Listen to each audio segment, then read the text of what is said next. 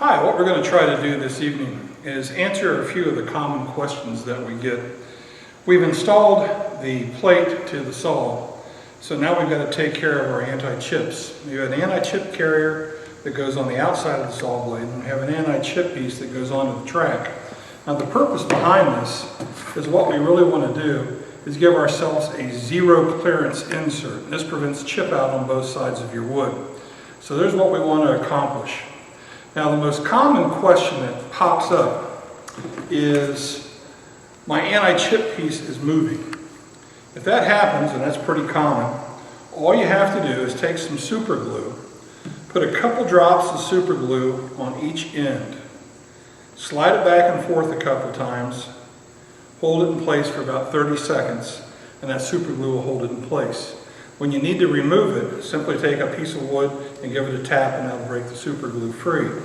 We do the same thing on the anti-chip part down here on our track. If this is moving on you, once everything is done, simply put a couple drops of glue on either end, and that's going to take care of that. Now every once in a while, when somebody looks at this at a woodworking show, they're worried about the play in it. There's a little bit of play inside there. And that comes in the manufacturing process. But what happens is when you set this down, the down pressure totally eliminates that play, so don't worry about it. Now remember, the bottom of our anti-chip strip has got about a 10,000th of an inch coating in through there that is going to eliminate that thing from sliding. It'll move easily until you put down pressure. So we're ready to go.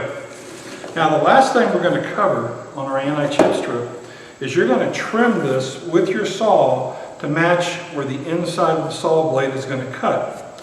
Now you got to support the anti-chip strip. If we come out here and cut this in midair, it's going to chip or shatter or crack on you. So what you want to do is make sure that you get a scrap piece of lumber that is at least as long as or longer than our piece of track. Now this also brings up something kind of interesting. What happens when I have a narrow board and the track wants to do this? Simply get another board of the same thickness, doesn't have to be the same length, and support your tracks on both sides. And that's how you're going to take care of ripping these narrow boards down the road when you're using it anyway. But all we're going to do here is set that in place like so, bring our saw out here to the end, position it in place, and then simply come in and trim that down. And you've got to cut the sides. Now the only time you're going to replace that anti-chip edge is when either it wears out, or you change blades, or you change saws. If you need additional anti-chip heads, get hold of us and we'll take care of you there. If you have any questions, as always, please give us a call.